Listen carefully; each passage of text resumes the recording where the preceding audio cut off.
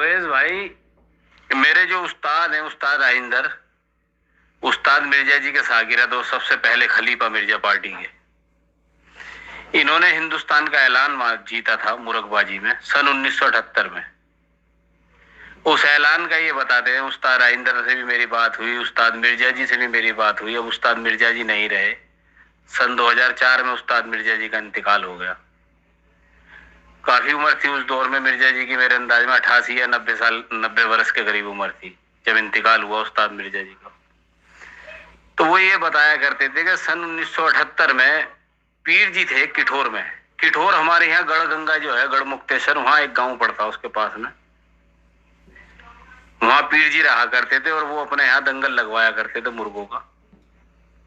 तो उन्होंने सन 1978 में पूरे हिंदुस्तान में ऐलान दे दिया कि पूरे हिंदुस्तान पे ऐलान है, कोई मुर्गा लड़ाओ। और उस दौर में जब ऐलान दिया गया तो वो 7,000 रुपए का ऐलान था। तो जब ये बात पहुंचते पहुंचते किठोर से, उस टाइम मोबाइल वगैरह तो थे नहीं, फोन भी नहीं थे मेरे अंदाज में, आम आदमी के पास तो नहीं थे फोन भी। तो दिल्ली ये बात जब उस्ताद मिर्जा जी के कानों तक आई तो उस्ताद मिर्जा जी को ये बात नागवार गुजरी और वो अंधे पीर जी के पास पहुंचे। पीर जी से जाके कहा कि आपने हिंदुस्तान पे ऐलान दिया है, तो ऐलान देने से पहले मुझसे पूछना था आपको, मुझसे मालूम तो कर लेते।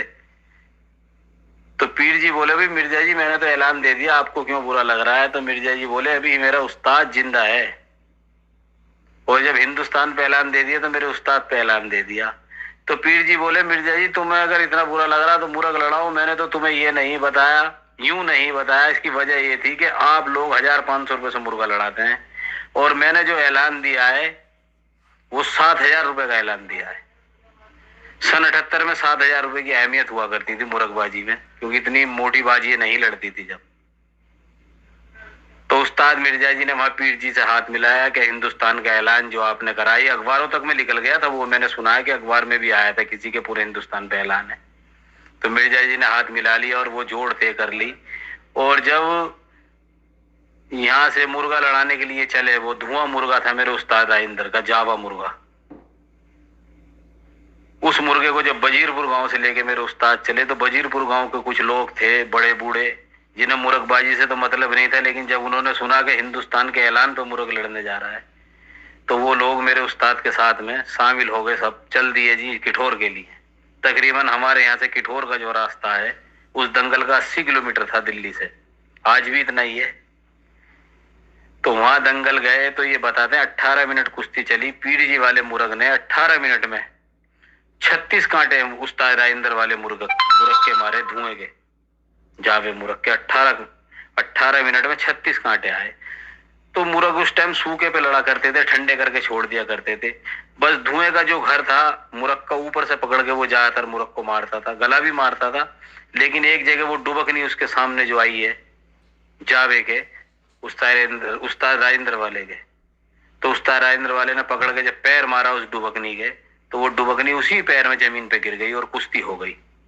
तो कहने वाली उस्तादों की बात है कि कारी वो है जो कुश्ती हो जाए। तो उस जावे ने वो ऐसी कारी जरब लगाई कि हिंदुस्तान का ऐलान कुल 18 मिनट में जीत लिया था। वो धुआं मुर्ग मेरे उस्ताद राजेंद्र का है, उसके आज फोटो है, मुर्ग तो नहीं रहा, क्यों पुरानी बात है।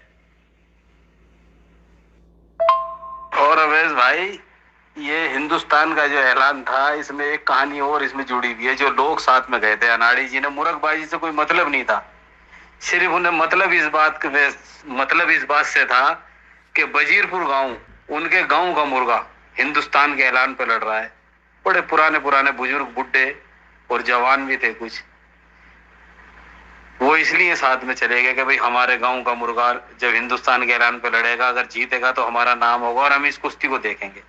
तो गर्मी बताते हैं उस्ताद के, बड़ी तकड़ी गर्मी पड़ रही थी, मई जून की गर्मी थी या जुलाई थी, जो भी था गर्मी का ही महीना। बताते बहुत तगड़ी गर्मी हो रही थी। तो यहाँ से जो गढ़गंगा पहुंचे, तो हमारे यहाँ जो हिंदू मजहब है इसके अंदर जो है गंगा नदी का बहुत ज्यादा मान सम्मान किया जाता है, पूजा जाता है। तो वो लोग सब यहाँ से गंगा पे पहुंचने के बाद पहले गंगा गए और वहां सब लोग नहाए, मेरा उस्ताद भी नहाए। और उन लोगों ने क्या करा, मुर्गे को भी नहलाया वहां, जो जावा मुर्ग था हिंदुस्तान के ऐलान पे लड़ने वाला, उसे भी गंगा में नहला के गोते लगवाए, डुबकी लगवाई, और कहा पूजा अपनी प्रार्थना जो भी उन्हें करनी थी वो करी, और वहां से फिर वो दंगल के लिए गए, मुरग ले गए। तो उस्ताद बताते हैं आज भी कुछ लोग, उनमें से एक दो लोग हैं जिंदा, बाकी तो सब इस दुनिया से चले गए। तो उनमें एक शख्स उस्ताद के साथ जो गए थे, उनसे भी मेरी बात हुई थी, उन्होंने भी यही बताया था। बोले पहले हम गंगा पे नहाए, हमने आइसक्रीम खाई वहां, बोले गर्मी ज्यादा थी, बोले आइसक्रीम हमने खुद भी खाई और मुर्गे को भी खिलाई। फिर मुर्ग दंगल लेके गए और वहां मुर्ग ने इज्जत रखी, कुश्ती मारी। ऐसे ये किस्सा हुआ था जी, बड़े मजे की स्टोरी। जब उस्ताद के मुंह से सुनता हूँ ना, जब बहुत अच्छा लगता है। अवेश भाई, इस कहानी में एक और बहुत मजेदार दौर गुजरा है इसमें, जो हिंदुस्तान का ऐलान लड़ाया गया था। उसमें ऐलान जो पीर जी ने करा था वो तकरीबन सर्दियों में करा था, 5-6 महीने पहले। हिंदुस्तान पे जो पीर जी ने ऐलान दिया वो सर्दियों में दिया था, जाड़ों में। और जोड़ जो लड़ी है वो मई के महीने में लड़ी है, गर्मियों में। मई में अच्छी खासी गर्मी होती है, और जनवरी में उस्ताद मुझे बता रहे थे कि जनवरी में ऐलान दिया था। तो इसमें जो तैयारी मुर्ग की लगी ना, इसमें एक मुर्ग तैयारी पे नहीं लगा था, इसमें 2-3 मुर्ग तैयारी पे लगाए गए थे। और जो सबसे सीनियर और सबसे बेहतर मुर्ग था वो ये धुआं था, उस्ताद राजेंद्र वाला जावा। तो इसे ही हिंदुस्तान के ऐलान पे उतारा गया और इसने ही ऐलान मारा। और इसकी तैयारी बड़ी अजीबो गरीब लगाई थी उस्ताद ने, बड़ी खुराक लगाई, बहुत मेहनत करी, कुचला और जने किस किस चीज से पाला। और जिस टाइम दिल्ली से इसे लेके गए, तो ये समझ लें आधी सिल्ली बर्फ की लेके गए थे अपने साथ में। बर्फ जो होती है, आइस, वो लेके गए थे लपेट के अपने तौलिए फोलियो में। और उसमें से ये लोग क्या करते थे कि थोड़ा सा वो टुकड़ा तोड़ते थे, जो कि जैसे ईंट का आधा हिस्सा होता है, अद्धा जिसे कह देते हैं, इतना। और वो तौलिया में लपेट के ना मुर्ग की सिकाई करते हुए जाते थे, रास्ते रास्ते में जो है सिकाई करते हुए गए थे बर्फ से,